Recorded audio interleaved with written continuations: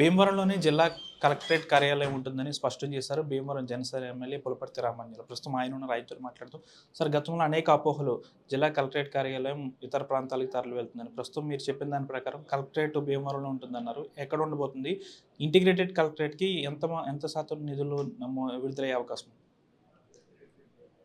Bhimavaram collectorate Bhimavaram పట్టణంలోనే ఉంటుంది.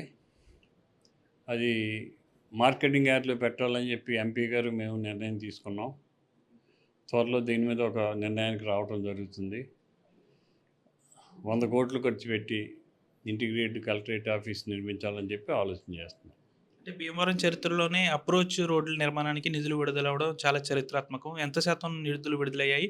ఈ approach రోడ్లు ఎప్పటి వరకు నిర్మితం? 3 వంతెనలకి అప్రోచ్లు వేయాలి. 2 వంతెనలకి శాంక్షన్ అయినాయి. 24,70,00,000 2 వంతెనలు అప్రోచ్లు అయిపోతాయి. టెండర్ పిలుస్తున్నారు. ఇది సాధించడానికి చాలా సంతోషంగా ఉంది. భీమవరం నియోజకవర్గంలో ఇంకా ఎంత మేరకు అభివృద్ధి చేయాలనుకుంటున్నారు? ఇక్కడ రింగ్ రోడ్ కూడా చాలా అవసరం అని అయితే చెప్తున్నారు. మీరు గతంలో కూడా చెప్పారు. దాని విషయంలో మాస్టర్ రింగ్ రోడ్కి ఆల్రెడీ హైవే వస్తుంది. దానివల్ల కొంత పరిష్కారం అవుతుంది. రాగల రోజుల్లో దాని మీద కూడా ఆలోచన చేస్తామని చెప్పి తెలియజేస్తున్నాం.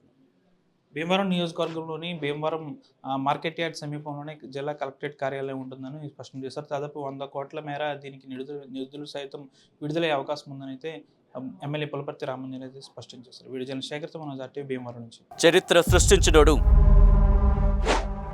ఇప్పుడు ఆ చరిత్రని తిరగరాయబోతున్నాడు. అబద్ధాల గోడల్ని బద్దలు కొట్టి నిజాలను రాగా మీ ముందుంచబోతున్నాడు. నిజమైన వార్తల కోసం వెంటనే డౌన్లోడ్ చేసుకోండి రా యాప్ని.